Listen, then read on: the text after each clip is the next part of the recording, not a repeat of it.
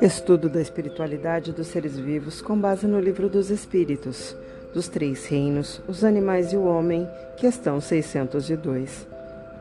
Os animais progridem como o homem por ato da própria vontade ou pela força das coisas? Resposta: pela força das coisas, razão porque não estão sujeitos à expiação. Nossas considerações. Certamente que os animais progridem. Entretanto, o fazem pelas circunstâncias e não por sua vontade. Eles estão sujeitos ao progresso que domina toda a criação na lentidão que lhe é característica. Os animais não têm vontade própria plenamente. Não alcançaram ainda a razão. Sendo assim, o progresso atinge suas vidas no que diz respeito a referenciais da natureza. Isso significa a absorção de aprendizados importantes em sua jovem caminhada. Em relação aos homens, o progresso se manifesta pelo poder da vontade, onde a inteligência abre caminhos novos para as criaturas crescerem.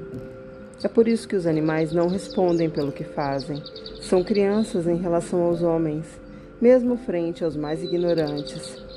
O progresso dos animais obedece ao determinismo, por não serem eles ainda conscientes da vida nem do que fazem. São movidos, geralmente pelo instinto, por desejos mais voltados a suprir suas necessidades emergenciais. Isso é uma força programada neles. Tudo que fazem pelo instinto e o que fazem a mais é induzido pelos homens. Se agem errado, os próprios homens é que irão responder por seus atos fora da lei de amor. Nós, seres humanos, estamos sujeitos à expiação por possuirmos livre-arbítrio. Em geral, fazemos escolhas e Deus respeita até nossas inclinações negativas, a fim de que no final o aprendizado seja gerado. Ele permite isso para nos dar uma lição, fazer-nos conhecer sua lei de justiça e de amor. Como já dissemos, não podem os animais progredir por ato de própria vontade, pois eles ainda não a têm. Sua evolução é lenta. No animal de milhares de anos atrás, temos os mesmos costumes dos animais de hoje em dia, em se tratando de vida material. Como já falamos anteriormente, por exemplo, o latido do cão de antigamente é o mesmo do de agora. Os pássaros cantam e voam do mesmo modo, e assim é com todos os animais. Isso são características gerais das espécies. A evolução moral segue em germe, esperando o amanhã. Somente depois disso, da razão chegar, é que eles em outros corpos darão os primeiros passos no seu despertamento espiritual. Isso é a sabedoria de Deus, para a paz de todas as criaturas. Mas um detalhe importante para sempre termos em mente. Cada ser é um ser particular, possui sua caminhada pessoal, tudo o que angariou pelos tempos. Quando falamos dos reinos, citamos o geral, mas lembremos que cada reino possui indivíduos em diferentes graus evolutivos, então não desprezemos isso nivelando por baixo. Durante nossa vida, passaremos por animais, por exemplo, que ainda estão começando a adquirir conquistas que outros já possuem há mais tempo, que já é mais evidente ao observarmos com atenção. Isso muitas vezes até mesmo da própria espécie na nossa própria casa. Com relação aos homens, a observação nos mostra o quanto vivemos ainda brigando, nos odiando, nos matando em guerras diversas. Os homens ainda continuam sendo animais em muitas de suas ações.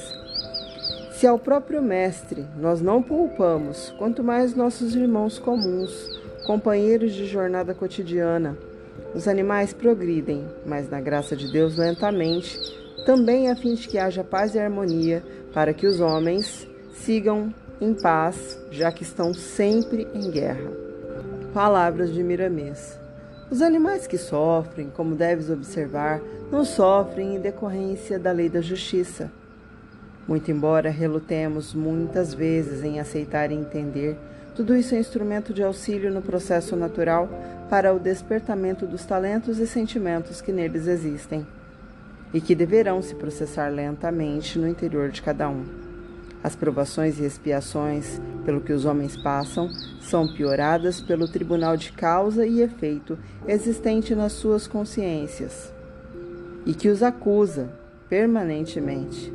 Então os sofrimentos são maiores, muito maiores que nos animais, que sofrem mais ou menos como as crianças, mas não são acusados pela justiça interna. Vimos que para os animais não existe expiação. Então, em se tratando do sofrimento dos animais, a maneira como passam por ele representa oportunidade de aprendizado e, portanto, também de evolução espiritual. É de se lamentar que o sofrimento no que diz respeito aos animais próximos dos seres humanos, os que convivem conosco, os que sofrem em testes de laboratório, em matadouros, em culturas onde o animal é usado para obtenção de itens de consumo, os animais que morrem em caçadas covardes, os que morrem queimados em incêndios nos seus habitats, enfim, todas essas situações são muitas. É de se lamentar que todo esse sofrimento seja provocado por condutas equivocadas de nós, seres humanos. Depende de nós mudar esse quadro assustador e construir um mundo mais justo e com menos sofrimento para todos os seres, pois não é somente a dor que ensina, o amor também.